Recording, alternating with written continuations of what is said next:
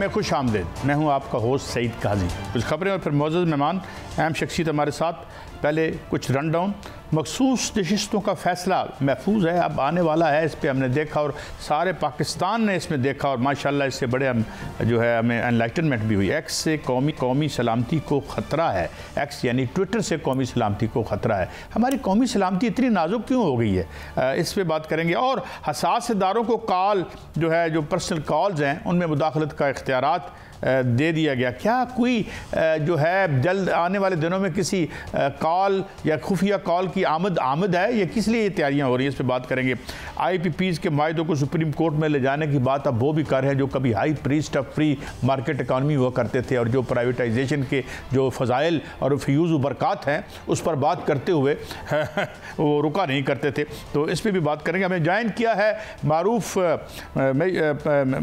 बाबर अवान साहब, जो कि दानिश्वर हैं, लॉ को बड़ी अच्छी तरह समझते हैं, साबिक़ वफाकी वज़ीर हैं। बहुत शुक्रिया डॉक्टर साहब। डॉक्टर साहब पहले तो आ जाते हैं मखसूस नशिस्तों का फ़ैसला। ये जो मैं समझता हूँ, मैं तो बड़ा अप्रीशिएट करता हूँ चीफ जस्टिस साहब को कि हम जैसे जो लेमैन हैं और जो चिल्ड्रन ऑफ लेसर गॉड हैं उनको भी देखने का मौका मिला कि माशाल्लाह हमारे इन आला वानों में क्या सिलसिला होता है और कितना माशाल्लाह मस्बत तरीके से बात आगे चलती है। आपको क्या लगता है ये सीटें किस समत जा रही हैं जनाब डॉक्टर साहब? थैंक यू वेरी मच काजी साहब। सबसे पहले तो मैं आपको ये बताना चाहता हूँ कि अब तकरीबन वो फैसला आने वाला है। बहुत लंबा इस पर टाइम लगा, लेकिन अब बिल आखिर वो खुदा करके वक्त आ गया। ये जजमेंट अब आने के आसार पैदा हो गए। जो स्पेशल सीट्स हैं उनके हवाले से, कुछ स्पेशल सीट्स विमेन की और कुछ जो पाकिस्तान की, मुझे बहुत कंसर्न रहा इस बात से कि पाकिस्तान की जो अक़लियती बरादरी है वो असेंबलियों से बाहर चली गई इस टेक्निकल लड़ाई के ऊपर और हाइपर टेक्निकल जो गुफ्तगूएं थी उनके ऊपर। अब इसके दो पहलू हैं। एक तो ये कि जजमेंट तो नहीं प्रीएम्प्ट कर सकता मैं टेलीविजन के ऊपर बैठ के, लेकिन बड़ा खुला नजर आ रहा है कि बेंच के अंदर दो ओपिनियंस हैं और उन दो ओपिनियंस की रोशनी में जो मुझे लगता है वो ये है कि ये जो तकसीम है, बाकी मैं इससे आगे नहीं जाता, मैं खुद रुक जाता हूँ यहाँ पे, लेकिन जो तकसीम जिस तरह से नशिस्तें की हैं रेवन्यू की तरह बांटी, इलेक्शन कमीशन ऑफ पाकिस्तान ने, ये बियॉन्ड जुरिस्डिक्शन और उनकी टेरिटरी से बाहर की बात थी और ये अल्ट्रा कॉन्स्टिट्यूशनल है। एंड आई होप कि इसको तो शायद मुतफ़िका तौर पर भी अब भारी अक्सरियत से ये जो act of the election commission could be nullified, ये मेरा एक अंदाजा है। अच्छा, दूसरा जो है वो ये है कि इसका जी जारी रखिए। जी दूसरा जो है वो इसका कॉन्सिक्वेंस है। इसका कॉन्सिक्वेंस ये होगा कि जो लोग चाह रहे थे कि मुख्तलिफ जगह के ऊपर एक्सटेंशन हो जाए, अगर ये सीटें, इलेक्शन कमीशन का फैसला, दो इसके नताइज हो सकते हैं। एक ये इलेक्शन कमीशन का फैसला और जिनको तकसीम की गई हैं वो वापस होती हैं, तो उसका नतीजा ये होगा कि फिर इस गवर्नमेंट के पास 2/3 मेजॉरिटी नहीं होगी। और जो बहुत ज्यादा गुफ्तगू, अभी भी मैं उठ के लाहौर की एक जगह से हाई कोर्ट करने के बाद मुझे किसी ने बुलाया हुआ था, मैं गया तो वहाँ कुछ दोस्त बैठे हुए थे, तो everybody was talking about extensions. तो वो एक्सटेंशन जो है डॉलरम में चली जाएंगी और एक इंट्रेंच्ड जो पॉलिसी है खास तौर पे सुप्रीम कोर्ट ऑफ पाकिस्तान की, वो सीनियरिटी की बुनियाद के ऊपर वो पॉलिसी बहाल रहेगी। फिर ये मेरा I given you my homework on the guest work. तो आप ये अभी समझते हैं कि फैसला आज या जल्द आ जाएगा या अभी it may take some days? I don't think so. It's going to take some time. मेरे ख्याल में तो फैसला सारी जो मुतासरा फरीक है उनको सुना जा चुका है और अब तो जो साइड के पेरिफेरी के इश्यूज हैं उनके ऊपर गुफ्तगू भी हो सकती है, लेकिन वो होने वाली नहीं है। आई डोंट थिंक सो, इसलिए कि जो खास तौर पे जो अतर मिनुल्लाह साहब ने जिस तरीके से आज की जो हेयरिंग थी उसके अंदर जो उन्होंने कहा कि ये मसला किसी पार्टी का नहीं, ये पब्लिक का मसला है कि पब्लिक ने एक पार्टी को मेजॉरिटी वोट दिया और मेजॉरिटी वोट देकर उसको पार्लियामेंट के अंदर भेजा, और वो पार्टी किस तरह से अक्सरियत से पैरूम की जा सकती है और किस तरह से जो उनके बाकी जो आर्बिट्रेरी डिक्टेटर रिमार्क्स थे उनसे भी ये लगता है, और जो बाकी बेंच ने जिस तरह से सारा सुना है कि अब कोई इसमें लंबी चीज तो कोई है नहीं। 3 इसके नुक्ते थे। पहला नुक्ता ये था कि कुछ लोग ऐसे हैं जिन्होंने अपना, उनका छीन लिया गया बल्ला, उनको किसी और पार्टी के अंदर जाना पड़ा इलेक्ट होने के बाद, नंबर वन। दूसरा ये है कि क्या जो इलेक्ट होने के 3 दिन के अंदर अंदर किसी पार्टी में चले जाएं उसको स्पेशल सीटें मिलेंगी या नहीं। और तीसरी बात ये थी कि जो तकसीम जो की है इलेक्शन कमीशन पाकिस्तान ने रेवन्यू की, क्या इसके लिए कोई कॉन्स्टिट्यूशनल या लीगल पाकिस्तान के दस्तूर में या इलेक्शन एक्ट 2017 में उसके पास कोई ऐसा इख्तियार था या नहीं था? इन सीधे सीधे जवाब ये गलत हुआ है। अच्छा डॉक्टर साहब, मुझे वो 1984 याद आ रहा है, बिग ब्रदर वाला। ये क्या किसी दुनिया में, आप तो प्रेसिडेंट है ऐसा कि किसी दुनिया में किसी प्राइवेट पर्सन हो या कोई भी शख्स हो उसकी कॉल्स टैप करने का इख्तियारात जो हों, किसी और दुनिया में भी इस तरह है? अच्छा, बड़ा ये आपने ऐसा सवाल, मुझे फॉरेन मीडिया भी कॉल कर रहा है, मैं नहीं ले सका ट्रैवलिंग की वजह से। ऐसा सवाल है जो सारी दुनिया में कंसर्न फौरी तौर पे खड़ा हो गया, आज ही कंसर्न खड़ा हो गया चंद घंटे के अंदर अंदर। ये जो स्टैट्यूटरी रेगुलेटरी और ऑर्डर जो जारी किया गया है ये लेजिस्लेशन नहीं है, पहली बात ये ध्यान में रख लें। अच्छा जी, जो हुआ ये SRO एक स्टैट्यूटरी रेगुलेशन उन्होंने जारी किया है और उसके जरिए से उन्होंने ये इख्तियार दे दिया है कि 18 ग्रेड का कि ऑफिसर होगा वो जिसका मर्जी फोन सुने और जिसके मर्जी वो सोशल मीडिया साइट के अंदर घुसे, जिसको मर्जी वो अपनी निगरानी के अंदर ले ले। और उसका जो मकसद दिया गया है, ये इसकी तीसरी या चौथी लाइन में मैंने देखा है आज ही, वो बड़ा मजे का मकसद है। वो कहते हैं कि इसका मतलब ये है कि हम जुर्म रोकना चाहते हैं, जो वो जुर्म जो अभी नहीं हुआ, in anticipation of the crime, यानी जुर्म हुआ नहीं है और उसको रोकने के लिए पहले फोन जो है वो टैप होना शुरू हो गए। एक बात। दूसरा ये जो पाकिस्तान का दस्तूर है और पाकिस्तान के जितने भी कवानीन है उसमें जो डिफेंस रिलेटेड कवानीन है उनके अंदर, या आईनी कवानीन है जो आइन के नीचे बने, उनके अंदर किसी जगह के ऊपर जो नेशनल इंटरेस्ट है वो डिफाइंड नहीं है कि कौमी मफाद आप किसको कहेंगे, सिवाय पाकिस्तान के दस्तूर के एक हिस्से में जिसमें लिखा हुआ है, जिसको प्रिंसिपल ऑफ पॉलिसी कहते हैं, कि कौमी मफाद ये है कि पाकिस्तान को अच्छा निज़ाम जिंदगी देंगे, इस्लाम के मुताबिक जिंदगी गुजारने की इजाजत देंगे और फैमिली को हम जो चादर चार दीवारी का है वो तहफ़्फ़ुज़ देंगे, अक़लीतों को हम तहफ़्फ़ुज़ देंगे, औरतों को हम तहफ़्फ़ुज़ देंगे और एक इफेक्टिव निज़ाम पब्लिक बोर्ड से आएगा। इस हद तक तो नेशनल जो इंटरेस्ट है वो डिफाइंड है। इन्होंने एक ये लिखा है आज इसके अंदर। दूसरा ये है कि आपने सवाल पूछा था कि दुनिया में, मैंने कहा नहीं है लेकिन पाकिस्तान के अंदर है। ये 1997 में अगर आप वापस चले मेरे साथ, तो मैं उस वक्त शहीद बीबी का वकील था और जो लोग थे पॉलिटिकल, उनके फोन टैप होना शुरू हो गए थे। इस पे एक suo motu notice supreme court of Pakistan ने लिया, जिसमें जो लिस्ट पेश की गई जनरल दुरानी का एफिडेविट है वो हेड थे अपनी एजेंसी के उस वक्त, उन्होंने ये लिख के दिया कि हाँ जी हमने फोन टैप किया और फलां के किया, उसमें मेरा नाम भी शामिल था। अच्छा, अब हुआ क्या, उसके ऊपर पाकिस्तान के अंदर एक कानून मौजूद है जिसको कहते हैं टेलीग्राफ एक्ट। टेलीग्राफ एक्ट मना कराता है कि आप किसी का फोन टैप नहीं कर सकते, आप किसी की प्राइवेट कन्वर्सेशन नहीं सुन सकते। और उसके ऊपर बुनियाद बना के सुप्रीम कोर्ट ऑफ पाकिस्तान ने ये जजमेंट दी कि हर साल और हर 3 महीने में जो वफाकी हुकूमत है वो रिपोर्ट सुप्रीम कोर्ट में पेश करेगी, किसी का फोन तो नहीं टैप हो रहा। अब ये उसकी भी खिलाफ वर्जी है। ये 3 बातें मैंने आपको मोटी कह दी। चौथी बात ये है कि ये पाकिस्तान के दस्तूर के अंदर जो फंडामेंटल राइट्स हैं, बुनियादी हुकूक लिखे हुए हैं, ये उनकी खिलाफ वर्जी है। कैसे? देखिए, हम एक ऐसी सोसाइटी में काजी साहब रह रहे हैं जहाँ पे एक मियाँ बीवी का जो प्राइवेट रिलेशनशिप है, उसकी अपनी वीडियो जो है वो एक बेटी को उठा के किसी ने भिजवा दी। आपके इल्म में ही है, मैं नाम नहीं लेना चाहता। और ये एक जुडिशियल कॉम्प्लेक्स था जिसके अंदर, या रेजिडेंस था जिसके अंदर ये बनी कोयटा में। अच्छा, इस सोसाइटी में अगर हम किसी को इजाजत देंगे तो ना आप अपने घर वालों से बात कर सकते हैं, ना मैं कर सकता हूँ, ना कोई और महफूज रह गया।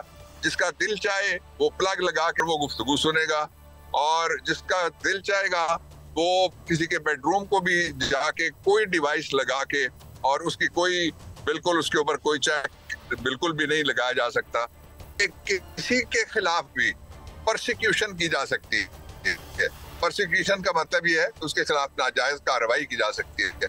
कार्रवाई इस तरह से की जा सकती है कि किसी को आप कहें कि ये बंदा ऐसा है जिससे खदशा हो सकता है नेशनल इंटरेस्ट को। अब जो स्पेशल लॉज हैं उनका एक प्रिंसिपल मैं आपको बता दूं, स्पेशल लॉ जब भी बनता है कोई, या प्रोविजन बनती है कानून की, ये तो कानून है ही नहीं, ये तो एक SRO है। जो प्रोविजन बनती है उसमें एक शेड्यूल डाला जाता है कि मिसाल के तौर पे इम्तनाए शराब है, उसका एक शेड्यूल डाला गया। इसका मतलब ये हुआ एंटी टेररिज्म है, इसका मतलब है टेररिज्म की डेफिनेशन ये है। जो CNSA control of narcotic substances act, उसके अंदर लिखा गया है कि ये जो ड्रग्स हैं वो ये हैं और ये ड्रग इतनी तादाद में होंगे तो वो कॉग्निजेबल ऑफेंस बन जाएगा, और मेडिसिनल पर्पसेस के लिए ड्रग जो यूज होने वाली हैं वो ये हैं। इसका ना कोई शेड्यूल है ना ये कोई डेफिनेशन है, तो इसलिए ये पाकिस्तान को सही मानों में बर्मा बनाने की एक साजिश है जो इस हुकूमत ने की है और ये जारी किया है। इसको अच्छा डॉक्टर साहब, आई नो आप बड़ी मुश्किल से पाकिस्तान तहरीक इंसाफ के जनरल सेक्रेटरी उमर अयूब साहब ने दो क्विकली सवालात, अगर एक्ट से कौमी सलामती को खतरा है तो ये फिर जितने वज़रा इस्तेमाल करते हैं, तमाम पंजाब की CM मोहतरमा इस्तेमाल करती हैं, तो उससे क्यों खतरा नहीं है? अब किससे खतरा है? और सेकंडली दूसरा मेरा हिस्सा सवाल का, ये जो 7 मेंबर बेंच बना है उसमें उन्होंने कहा है कि जी हम एक दिन में लेके आए ये फॉर्म 45 और कुछ उन्होंने तौहीन अदालत के नोटिस भी जारी किए हैं। इन दोनों पे आपका क्या टेक है? अदालत बड़ा सख्त यानी इस पे मौक़िफ़ ले रही है। डॉक्टर साहब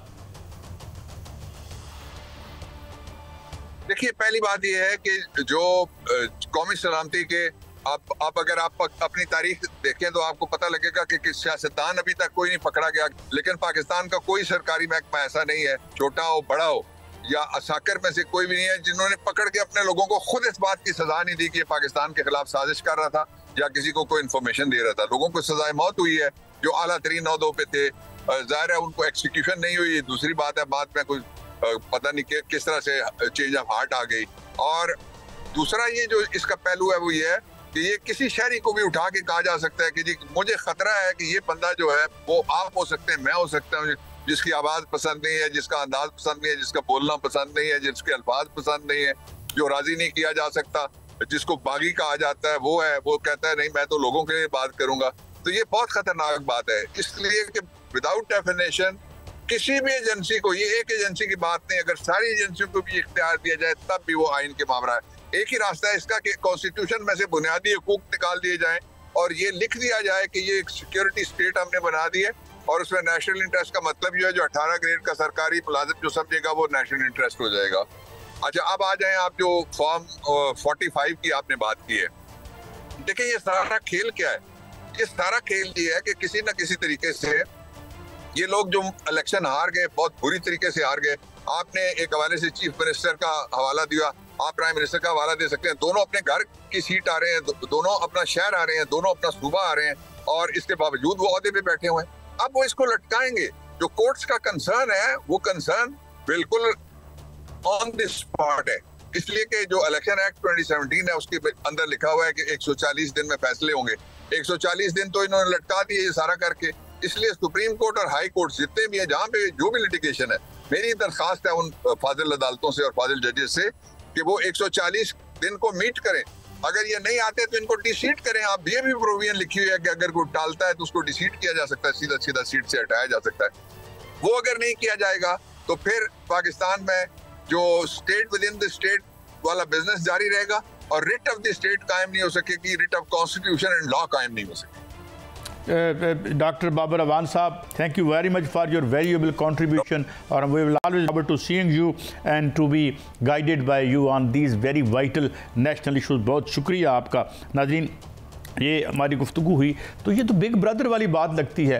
अरे भाई क्या खौफ है, हम सारे पाकिस्तानी हैं, पाकिस्तान से मोहब्बत करने वाले हैं। हमारे पास तो एक सब्ज़ रंग का पासपोर्ट ही है जिसमें कभी कभी हम वीज़ा लगा के दाएँ बाएँ सैर के लिए चले जाते हैं और वापस फिर यहीं चले आते हैं। तो इसलिए मेरे ख्याल में ये मामला इसको रीथिंक हमें करना चाहिए। ये था हमारा पहला सेगमेंट। हम आगे बढ़ेंगे, और भी बहुत सी खबरें हैं और भी बहुत से मेहमान हैं, उनसे गुफ्तगू होगी। आप हमारे साथ रहिए।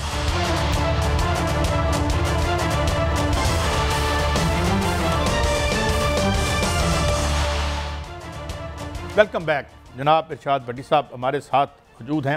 इरशाद भट्टी साहब, यहाँ पर ये फरमाइए कि हर पार्टी ने एक बड़ा एक्सटेंसिव अपना नेटवर्क बनाया हुआ है, मतलब ट्विटर है और इसके अलावा सोशल मीडिया है, और उससे कोई खतरा नहीं है, नंबर 1। और नंबर 2, ये जो इनके अपने वज़रा हैं, कल आपने जाम कमाल साहब की बात सुनी होगी कि 20% PSTP जो है उसका ज़मीन पर कोई वजूद ही नहीं होता।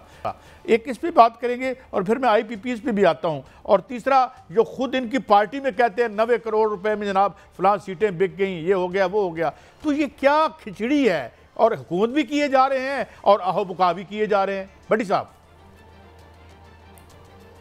पहली बात तो कर लेते हैं सोशल मीडिया की। सोशल मीडिया आप मैं पहले दिन से इस हक में हूँ और आप भी होंगे, हमने इकट्ठे इस पे बात भी की हुई है कई शोज़ में, कि किसी की पगड़ी उछालना, किसी के पर झूठा इल्ज़ाम लगाना, झूठा प्रोपेगेंडा करना, मुल्की सलामती पर कोई ट्रेंड चलाना या मुल्की सलामती इदारों के ख़िलाफ़ कोई करना, वो नहीं होना चाहिए और उस पर वाकई पाबंदी लगनी चाहिए और उसको फिक्स करना चाहिए। लेकिन हमारे यहाँ पर होता ये है कि एक तो पहले हम चीज़ को देखते रहते हैं, एक रेडी लगती है, रेडी लगने के बाद उसके साथ चंद बोरियां आती हैं, चंद बोरियों के साथ हल्का सा खोखा बनता है, खोखा बनने के बाद एक इमारत बन जाती है, इमारत बनने के बाद उसमें दुकानें बन जाती हैं और फिर एक दिन महकमा उठता है और आके खड़ा हो जाता है कि ये तो सारा गैर कानूनी है।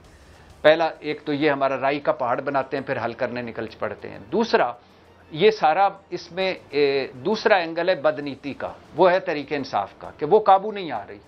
तरीके इंसाफ क्यों काबू नहीं आ रही किसी भी जमात से या किसी भी तरह से? उसकी वजह यह कि उनका सोशल मीडिया स्ट्रांग है। अब सोशल मीडिया पे जहां बहुत सारी चीज़ें नहीं होनी चाहिए, वहां सोशल मीडिया ने हमारे जो ये मीडिया है इसको भी बाइनस कर दिया है। वजह, मैं जहां भी जाता हूं, लोगों से मिलता हूं, लोग दो सवाल करते हैं। पहला पूछते हैं कि हमने आपका व्लॉग सुना था। अच्छा, यानी किसी 10 में से 2 मुझे कहते हैं कि आपका टीवी प्रोग्राम अब सुना था, बाकी आपका व्लॉग सुना था, आपका क्लिप देखा था। पहला। दूसरा, वो हल्का सा मुस्कुरा के कहते हैं कि सर अब टीवी कौन देखता है, टीवी तो कंप्रोमाइज हो गए। तो ये अब है डिजिटल दौर, इसमें अब है चारों तरफ से पाबंदियां लगा रहे हैं, क्योंकि तरीके इंसाफ का मजबूत है सोशल मीडिया, और तरीके इंसाफ की किसी जो भी मजबूत होगी चीज़ उसको ख़त्म करना है, पहला। दूसरा ये है कि कितनी बदकिस्मती है, कितनी मुनाफकत है, कितनी 2 नंबरी है कि वज़ीर आज़म भी एक्स इस्तेमाल कर रहे हैं, ट्विटर, सारी हुकूमतें, मरियम नवाज साहबा, सब के सब, और एक्स पर पाबंदी भी है। अगर ये इतनी बुरी चीज़ है तो फिर पूरी पाबंदी लगाएं, और इतनी अगर कौमी सलामती को इसका खतरा है, और अगर ये बुरी चीज़ नहीं है, वज़ीर आज़म या हुकूमत इसको इस्तेमाल कर सकती है, यानी आप कुछ चीज़ों को फ़िल्टर आउट करके इस्तेमाल कर सकते हैं, तो फिर क्या करेंगे? तो ये ऐसे 76 सालों से, सईद भाई मुझसे ज़्यादा आप हिस्ट्री को जानते हैं, 76 सालों से यही होता आ रहा है। नाम बदलते रहे हैं, पहले किसी और चीज़ पे पाबंदी थी, पहले और अखबार पे वो पता है आपको होगा कि खबर जो होती नहीं थी, छप जाता था कि वो खबर ऊपर से निकाल ली जाती थी कि ये नहीं छपनी। तो ये चीज़ें जो अब नहीं पाबंदी लगा सकेंगे आपको। अब डिजिटल दौर है, अब आप दुनिया से कट के नहीं रह सकते, आप घरों में वापस नहीं जा सकते। खुदा के लिए कुछ समझ करें, सारे स्टेक होल्डर्स को बिठाएं, उनके साथ मिलकर कोई एक लाए अमल अपनाएं और उसकी जो खिलाफ वर्जी करे उस पर पाबंदी लगाएं। दूसरी बात आपने किसकी की थी? ये मैंने दूसरी बात आपसे की थी गालिबन, ये वज़रा, ये मुस्लिम लीग नून के जो लोग हैं जो खुद कहते हैं जी कि हमारा बड़ा मैंडेट माशाल्लाह चोरी हो गया है, और यानी खुद मोतरिज़ भी हैं और हुकूमत की मज़हबी में भी हैं। इस मुल्क में गालिबन 76 सालों में ये वाहिद इलेक्शन है कि जिस पर सारे मुत्तफिक हैं कि ये झुरलू ज़दा है और धांधली ज़दा है, यानी जीतने वाले भी मुत्तफिक हैं और हारने वाले भी मुत्तफिक हैं। और इस बार इस इलेक्शन में बात ये नहीं हुई कि जो जीतने वाली पार्टी, हुकूमत पहले तो यह था हुकूमती पार्टी कहती थी नहीं शफाफ हुए हैं, बाकी सारे कहते थे, इस मरतबा हुकूमती पार्टी भी कह रही है कि नहीं धांधली हुई है। जवेद लतीफ़ साहब कह रहे हैं कि 90 करोड़ में सीटें बेची गई शेखुपुरा की। डॉक्टर निसार चीमा मुस्लिम लीगी के जो उम्मीदवार थे वो कह रहे हैं मुझे भी ऑफ़र की गई थी कि फार्म 47 पे मैं तुम्हें जितवा देते हैं। नहीं, महमूद खान कह रहे हैं कि मुझे भी ऑफ़र हुई थी फार्म 47 पे जितवा देते हैं। लश्करी रईसानी कह रहे हैं कि मुझे भी सीट देने की कोशिश हुई थी। और मुस्तफ़ा नवाज़ खोखर कह रहे हैं कि भाई मैं तो हार गया हूँ, लेकिन जो जीता है वो भी हारा हुआ है। और हाफिज़ नईम कह रहे हैं कि भाईजान ये सीट मैं जो जीती है ये मेरी नहीं है, कोई और जीता है। तो ये पहला इलेक्शन है कि जिस पे आपको मुबारक कौम को देनी चाहिए और पूरे मुल्क को देनी चाहिए कि जिस पे सारे मुत्तफिक हैं कि यह धांधली ज़्यादा है। पहले मुत्तफिक ही नहीं होते थे, पहले तो कन्फ्यूजन फैलाते रहते, अब सब मुत्तफिक हैं। तो दूसरी बात यह है कि अगर यकीन करें जो बातें सुनी जा रही हैं मुबैना तौर पर, वो मुबैना के इसलिए मैं लफ्ज़ इस्तेमाल कर रहा हूँ कि गालिबन आप लाहौर में बैठे हुए और वहाँ मरीम नवाज साहब की जो आज़ादी सहाफ़त और आज़ादी इज़हार राय वाली हुकूमत है, जिसने एक हद के इज़्ज़त कानून भी बनाया है, तो मैं इसलिए मुबैना तौर पर कह रहा हूँ कि ये सारे के सारे यकीन करें जब इनकी बातें ऑफ द रिकॉर्ड सुनते हैं तो हैरानी होती है कि कोई जमात, यानी यूनान की एक जमात जो 17 सीटें या 21 सीटें या मैक्सिमम 30 सीटें जीत ले, यूनान की जमात, और वो यूनान पर हुकूमत भी कर रही हो और वो कॉन्फिडेंस से यूनानी कौम को भाषण भी दे रही हो और नए नए कपड़े पहनकर वो हमें हमारा तरीकाकार, हमें इखलाकियात के भाषण दे रही हो, तो फिर यूनान पे तरस ही आता है। ठीक, अच्छा अब मैं एक और बहुत ही जो बर्निंग इशू है, ये मुझे याद है तकरीबन 2012 में पहली दफ़ा मैंने IPPs पे प्रोग्राम किया था भट्टी साहब, और तब जो मैं जिस चैनल में था उसके जो बॉस थे टॉप, उन्होंने आके मुझे बड़ा कहा कि जी ये क्या है आइडिया, रॉटन आइडियाज़ हैं। आज ये हालत है कि जनाब गौहर एजाज साहब जो ख़ुद एक एप्टमा के चेयरमैन रहे हैं, मेरे साथ बैठे हुए थे चंद दिन पहले राना काशिफ साहब जो हैं इसके, ये हर आदमी रो रहा है, पीट रहा है। क्या ये चले फार्म 47 को गोली मारे, 1993 से क्या हम ये मुतालबा कर सकते हैं कि ये मुआहदे किसने किए थे, इनको बाहर निकालो, और इसके बाद हमें बताओ कि यहाँ तकरीबन 150-200 बिलियन डॉलर का घपला हुआ, क्योंकि 45 बिलियन डॉलर तो वर्ल्ड बैंक मानता है, which is a gross understatement. तो आप क्या समझते हैं कि ये बुरान कब तक अवाम बर्दाश्त करेंगे, ये बोझ बिजली का, और इसका कोई इनके पास हल आपको नज़र आता है भट्टी साहब? पहली बात तो यह कि सईद भाई, मैंने और आपने भी इस पे, आपको याद होगा कि हमने 2-3 प्रोग्राम इस पे किए थे। एक उन दिनों भी लोड शेडिंग ही थी खैर से, अच्छा, और गालिबन इमरान खान हुकूमत थी।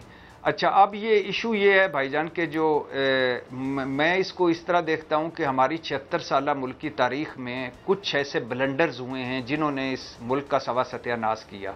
उसमें डेफिनेटली जो मार्शल लॉ लगे, आइन टूटा और मुल्क टूटा, और इसके अलावा मैंडेट चोरी हुए, ये तो हैं। लेकिन एक जो भुट्टो साहब ने नेशनलाइजेशन की, एक वो, और दूसरा ये जो IPPs के साथ जिन्होंने एग्रीमेंट किए, ये जो कौमी मुजरम हैं और जो किसी भी महज़्ज़ब मुआशरे में होता अगर ऐसा, या रूल ऑफ लॉ वाले मुआशरे में जहाँ असूल मंतक इखलाकियात होती, तो यकीन करें ये नहीं, जिन्होंने ये मुआहदे किए उनके ख़ानदान मुंह छुपाते फिरते, और वो सियासत क्या पता नहीं वो उनके साथ क्या कुछ हो जाता। लेकिन ये सारे मुजरम चेहरे बदल बदल कर हमें फिर, यानी हमें नज़र आते हैं इक़्तिदार में, और ये सारे कौमी मुजरम हमें बताते हैं कि बस फिक्र ना करो, इंज हो जाएगा तो इंज हो जाएगा। आप मुझे बताएं, आप जानते हैं सादा अल्फाज में कि जिस शर्मनाक जो मुआहदे हुए हैं, और मज़े की बात है कि इसके फ्रंट पे गैर मुल्की हैं, बैक पे सारे अपने मुल्की हैं। इमरान खान दौर में जो निजी बिजली घर डाकों पर जो एक रिपोर्ट पब्लिक हुई थी, शुगर डाकों पर जो रिपोर्ट पब्लिक हुई थी, या आटा गंदम डाकों पर जो रिपोर्ट पब्लिक हुई थी, उन तीनों के जो 80% लोग थे उनके पीछे वो एक थे। यानी कोई इसको अगर 100 खानदान भी नहीं, 50 खानदान थे जो टोटल थे। अब इसमें फ्रंट पे गैर मुल्की हैं, बैक पे ये खुद हैं, और इन्होंने जालिमों ने ये ऐसे किए मुआहदे के, यानी 10 मेगावाट अगर एक निजी बिजली घर का है तो अदायगी डॉलरों में होगी। हम 10 खरीदेंगे तो फिर भी मुकम्मल अदायगी, 10 नहीं खरीदेंगे तो फिर भी मुकम्मल अदायगी, बंद पड़ा होगा तो फिर भी मुकम्मल अदायगी। और दूसरी बात यह है कि उनको ईंधन और उनको सारा, और जो अभी आपके ये जो साहिवाल वाला जो कोयले वाला जो स्कैंडल सामने आया, तो फिर लग पते जाएंगे। अब इसका हल ये है, एक हल है, वो इमरान खान ने कोशिश की, लेकिन एक हिमालय से ऊंचा और समंदरों से गहरा दोस्त आ गया सामने, और क्योंकि फ्रंट पे उनको रखा हुआ था और एक दो और अंदर के माफियाज इतने इकट्ठे हुए कि वो जो थिन मेजॉरिटी पे इमरान खान थी वो किस किस फ्रंट पे लड़ता, तो वो खैर वो ना हुआ। एक है कि मुआहदे नए सिरे से किए जाएं, दूसरा है कि इन मुआहदों से जान छुड़ाई जाए और सोलर पर मुंतकिल किया जाए, तीसरा है कि सस्ते ज़राए ढूंढे जाएं बिजली के। यकीन करें हमारे यहाँ लोग कहते हैं, और मैं पहले नहीं मानता था, मानता हूँ कि इनकलाब इनकलाब इत्थे नहीं आना, ये वो कौम नहीं जिहड़ी इनकलाब ले आएगी। लेकिन यकीन करें ये जो बिजली है और ये जो महंगाई है, बेरोज़गारी है, ये गुर्बत है, ये लावा पक रहा है। और जब टीवी पे कोई बैठता है, मैं इतनी बड़ी बड़ी बद्दुआएं और इतने बड़े बड़े नाजेबा अल्फाज सुनता हूँ जब टीवी पे कोई बैठ के भाषण देता है इन चीज़ों पे। तो जो लोग आगे टीवी मेरे साथ बैठ रहते हैं, मैं उनके हैरान हो जाता हूँ उनके मुंह देख के कि ये क्या बातें कर रहे हैं। तो ये हकीकत से आरी लोग हैं। और इन सारों को चूंकि इन मसाइल का कोई फिक्र ही नहीं है, अगले 100 साल भी जरदारी साहब एंड फैमिली का बिजली का मसला नहीं होगा, क्योंकि उनके पास अल्लाह ने इतना उनको दे दिया है। बिलावल भुट्टो ने एक दिन काम नहीं किया और अरबपति है, उसको क्या जरूरत है बिजली की। और 5 बड़े आज़मों में जदादे हैं, जहाँ लोड शेडिंग नहीं होगी वहाँ ये चले जाएंगे। मरियम नवाज साहबा की सारी ज़िंदगी, बल्कि आगे जुनेद सफदर साहब आगे उनके बच्चे, अल्लाह उनको लंबी ज़िंदगियाँ दे, उनका भी कोई मसला नहीं है। बाकी ये 10% अशराफिया का भी कोई मसला नहीं है, ब्यूरोक्रेसी का भी कोई, उनको कौन सी बिजली उनके जो मुफ्त मिल रही है कम हुई है। बाकी ऊपर वज़रा का, और अभी बजट देख लें कि उनके तो जरदारी साहब के माली बाग की बजट डबल हो गया। जरदारी साहब का तो 85 मुलाजम है जो बाग ऐवान सदर की हिफाजत करते हैं। काफिला गाड़ियों के काफिले का बजट डबल हो गया। ऐवान सदर का, वज़ीर आज़म हाउस का, अरकान पार्लियामेंट का, ब्यूरोक्रेसी का, अफसरों का, सारों का काम चल रहा है। हम रुल रहे हैं और हमारी चीखें निकल रही हैं। और अभी इब्तदा है, अभी आगे देखिए होता है क्या। और मुश्किल तरीन वक्त आने वाला इस कौम पे। और यकीन करें, जो मैं एक आपसे, मैं शुरू में मुझे याद था, मैं आपके ज़रिए पहुँचाना चाहता हूँ। मैं UAE से आया हूँ, ये मौजू से हटकर है, UAE से आया हूँ इस मरतबा, बच्चों के साथ गया हुआ था अभी 2 दिन पहले। यकीन करें, जो 24 शहर हैं जो उन्होंने हम पे पाबंदी लगाई हुई है। और मैंने वहाँ पूछा उन लोगों से कि क्यों लगाई है, कहते हैं जी ये भीख मांगते हैं। अब मैं सोच रहा था कि उस शख्स, उस भले मानस पे पाबंदी लगी है UAE में, जिसने माना हुआ है, पहला बंदा है जिसने माना हुआ है कि हाँ हम भिखारी हैं और हमारे पास कोई चॉइस नहीं। और दूसरी बात है, उन सारे कौमी मुजरमों पर पाबंदी लगनी चाहिए, उनके पासपोर्ट ब्लॉक होने चाहिए, जो खुद भी भिखारी थे असल में, जिन्होंने इस मुल्क को भिखारी बना दिया और जिन्होंने इस कौम को भिखारी बना दिया। कोई आटे बेनज़ीर इनकम सपोर्ट्स प्रोग्राम की लाइन में, कोई आटे की लाइन में, कोई यूटिलिटी स्टोर की लाइन में। भट्टी साहब, एक बड़ा अजीब मुल्क है कि जिसमें हुक्मरान जो हैं वो ट्रिलियनियर हैं और मुल्क भिखारी है। एक ब्रेक है नाज़रीन, ब्रेकर होते हैं, हमारे साथ रहिए।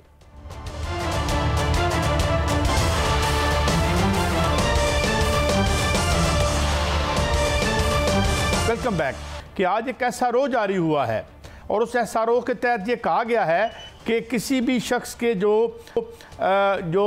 टेलीफोन जो है उसे टैप किया जा सकता है। और मैंने अभी पूछा अपने पहले सेगमेंट में बाबर अवान साहब से, तो उन्होंने कहा कि ये कानून कहीं भी मौजूद नहीं। क्या खौफ है, क्या डर है? इतनी ताकतवर माशाल्लाह हुकूमत है, सारे इदारे उसके साथ खड़े हैं, तो वाई ऑल दीज लॉज, और इनका नतीजा क्या निकलेगा? भट्टी साहब देखिए, पहली बात तो ये है कि मेहरबानी करके दुरुस्त फरमा लें कि हुकूमत ताकतवर नहीं है। ताकतवर होती है इखलाकी जो हैसियत होती है किसी भी चीज़ की। जब बंदा इखलाकियात नीचे ग्राउंड ना हो और इखलाकी बर्तरी लेस हो हुकूमत, मकबूलियत लेस हो हुकूमत, और एक बड़ा शदीद किस्म का इलेक्शन के बाद इल्ज़ाम लग रहा हो कि ये फॉर्म 47 की हुकूमत है, मसनूई हुकूमत है, अक़लीती हुकूमत है, तो वो हुकूमतें मजबूत नहीं होती। मजबूत वो होती हैं जिनके पीछे लोग खड़े होते हैं। और इस इलेक्शन में तो हमें ऐसा लगा कि नवाज शरीफ साहब की अपनी सीट मशकूक हो गई। तो जब ये आलम हो तो मजबूत नहीं होती। दूसरा, मजबूत उस वक्त हुकूमत होती है जब नीयत साफ़ हो।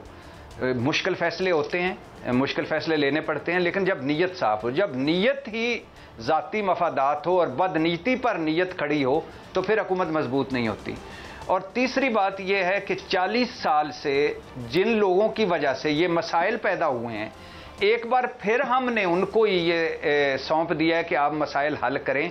तो जो मसले हैं वो मसले हल कर रहे हैं, बड़े मसले छोटे मसले हल कर रहे हैं। तो जो मसाइल हों वो कभी मजबूत नहीं होते मेहरबानी करके इस पूरे निज़ाम में, तो ये मजबूत नहीं है। दूसरी बात, ये जो एक बड़ा कदम है, ये बड़ा अहम हुकूमत का एक कदम उठाया, और उस हुकूमत ने जो 3.5 साल पीडीएम में जब मौलाना साहब इसके सरबराह थे तो सबसे बड़ा क्या कह रहे थे, इमरान खान हमारी जासूसियां करवा रहा है, इमरान खान हमारे टेलीफोन सुन रहा है, इमरान खान हमारे सारी कन्वर्सेशन सुन रहा है, हम गैर महफूज, ये तो आईनी हक ही नहीं है किसी को, ये तो गैर कानूनी है, गैर आईनी है। और अब उसी हुकूमत ने ये एक बड़ा कदम उठाया है। अब इसके 2 पॉइंट हैं। पहला पॉइंट है कि मुल्क दहशतगर्दी की लहर में है और उसमें एजेंसियों को ये होना चाहिए कि वो ये चीज़ें करें या नज़र रखें। लेकिन क्या इससे पहले ये नहीं हो रहा था? बिल्कुल हो रहा था। और इससे पहले ये जितनी भी ऑडियो लीक्स आई हैं, शहबाज शरीफ और मरियम नवाज़ की अपनी, इमरान खान की, बुशरा बीबी की या शौकत तरीन की, या बाकी सारी ऑडियोज़ आई हैं, तो ये कहाँ से आई? और ये सारा केस भी चला इसका, और इसमें भी हुए कि क्या हुआ। अब ज़रूरत ये थी कि अदालतें पूछ रही थी, अदालतें कह रही थी कि भाई आपको किसने हक दिया या क्यों ये किया, एक। और दूसरा कि एक कानूनी तहफ़्फ़ुज़ नहीं था। मिसाल के तौर पे किसी अदालत में भी कोई चीज़ कन्वर्सेशन ले जाने की, ऑडियोज़ वीडियोज़ ले जाने की, तो वो भी मुझे लगता है कि शायद उसका लिया जा रहा है। लेकिन एक उमर अयूब ने एक बड़ी अच्छी बात की है, जब भी कोई भी कदम सईद भाई जो बदनीति से उठाया जाता है, ज़ाती मफाद से उठाया जाता है, तो उसमें खुद ही जकड़े जाते हैं सारे।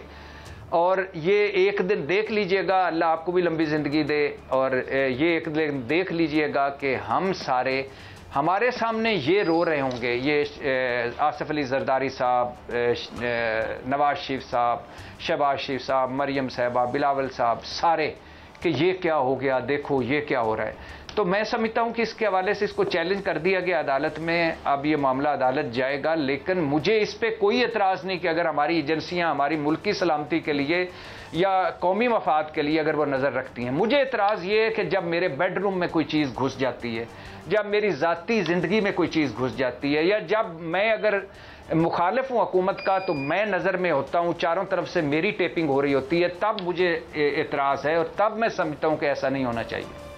अच्छा, एक और बात बताएं इरशाद भट्टी साहब, वैसे तो मैं आपको एक मुबारकबाद देना चाहता हूं, जितने वैलियंटली मैं आपके शोज़ देखता हूं और माशाल्लाह चौमुखी लड़ाई आप लड़ रहे होते हैं।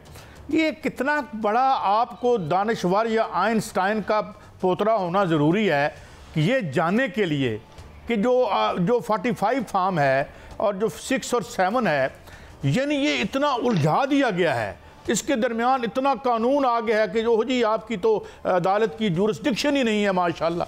ये कैसे हजम हो रहा है यहाँ पर? Apparently everybody knows that is the public knowledge. अपना भट्टी साहब। भाईजान, हमने हसन निसार साहब, आपको, रऊफ़ क्लासा साहब को, आपके और रऊफ़ क्लासा साहब के प्रोग्राम सुनते थे, और ये बदकिस्मती हमारी देखिए कि वही मसाइल 19-20 के साथ उस वक्त आप डिस्कस कर रहे होते थे, वही हम कर रहे होंगे, और मेरे ख्याल से मेरे बाद आने वाले भी कर रहे होंगे। अब मुझे बताइए, इस मुल्क का चीफ जस्टिस, पता है आपको नारे क्या लगते थे? फ़ाइज़ ईसा काजी साहब आएंगे, आइन शिकनों को लग पते जाएंगे। और हमारे एक बड़े तजिया निगार ने मेरे साथ प्रोग्राम में बैठे हुए कहा एक दिन कि कायदे आज़म साहब के बाद हमें कोई बड़ा शख्स मिला है तो वो फ़ाइज़ ईसा काजी साहब हैं। मैंने उनको कहा, उसी प्रोग्राम में कहा, मैंने कहा ज़रा सब्र कर लें, ज़रा देख लें और ज़रा भुगत लें, फिर बात करते हैं। अब मुझे बताइए कि फ़ाइज़ ईसा काजी साहब चीफ जस्टिस ऑफ पाकिस्तान पूछ रहे थे ये फॉर्म 45 क्या, फॉर्म 47 की क्या चीज़ है?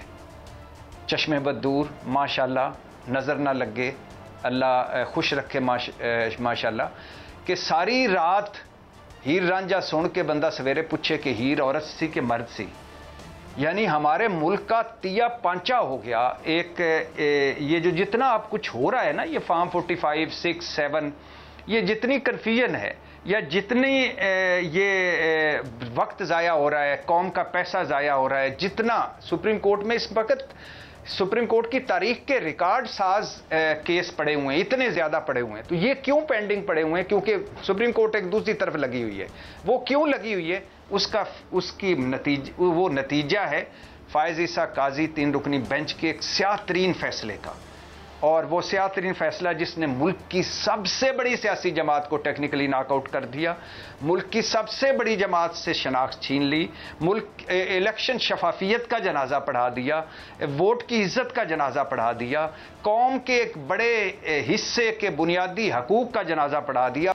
अब उसके बाद मरहला क्या, पहला पार्टी को उसके कायद से या उसके बड़े से महरूम किया जाए, इमरान खान जेल में, उसको इलेक्शन न लड़ने दिया जाए, नाहल उसकी पार्टी तोड़ी जाए, प्रेस कॉन्फ्रेंसें और पार्टी टूट गई, परवेज़ खटक ग्रुप तो फलाना ग्रुप तो फलाना ग्रुप। बहुत शुक्रिया जनाब इरशाद भट्टी साहब, आपने बहुत सराहत से इन चीज़ों पर जो एक रोशनी डाली। मगर नाज़रीन, ये वो मसाइल हैं जो कल उठ के आएंगे, और जिस तरह हमने ये कहा कि इवन गौहर एजाज साहब जैसे हस्ती कह रही हैं कि हमें शायद जो हमारे दोस्त हैं चाइना, इनके मुआहदे भी हमें सुप्रीम कोर्ट में लेके जाना पड़े, ये मैं नहीं कह रहा, एक बहुत बड़े सरमायादार बिजनेस लीडर कह रहे हैं। बहरहाल जो हो इस मुल्क के लिए अच्छा हो, इजाज़त दें, कल फिर मिलेंगे। अल्लाह हाफिज़।